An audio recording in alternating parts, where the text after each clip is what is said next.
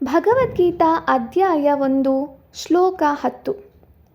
ಅಪರ್ಯಾಪ್ತಂ ತದಸ್ಮಾಕಂ ಬಲಂ ಭೀಷ್ಮಾಭಿರಕ್ಷಿತಂ ಪರ್ಯಾಪ್ತಂ ತ್ವಿದಮೇತೇಷಾಂ ಬಲಂ ಭೀಮಾಭಿರಕ್ಷಿತಂ. ಭೀಷ್ಮಾಚಾರ್ಯರ ಕಣ್ಗಾಪಿನ ಆ ನಮ್ಮ ಸೇನೆಯ ಸಜ್ಜು ಸಾಲದು. ಭೀಮನ ಕಣ್ಗಾಪಿನ ಇವರ ಈ ಸೇನೆಯು ಸಾಕಷ್ಟು ಸಿದ್ಧಗೊಂಡಿದೆ. ಇಲ್ಲಿ ದುರ್ಯೋಧನನ ಮಾತಿನ ಪರ್ಯಾವಸಾನವಿದೆ.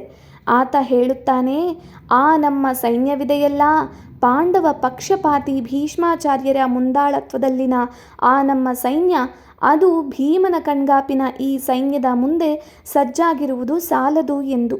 ಇಲ್ಲಿ ಸೂಕ್ಷ್ಮವಾಗಿ ನೋಡಿದರೆ ಭೀಷ್ಮಾಚಾರ್ಯರು ಕೌರವ ಸೇನಾಧಿಪತಿ, ಆದರೆ ಭೀಮ ಪಾಂಡವ ಸೇನಾಧಿಪತಿ ಅಲ್ಲ. ದುರ್ಯೋಧನನಿಗೆ ಭೀಮನ ಮೇಲೆ ದ್ವೇಷವಿದೆ ಹಾಗೂ ಭಯವಿದೆ. ಆ ಕಾರಣದಿಂದ ಆತ ಭೀಮನ ಕಣ್ಗಾಪಿನ ಪಾಂಡವ ಸೇನೆ ಎಂದು ಸಂಬೋಧಿಸುತ್ತಾನೆ.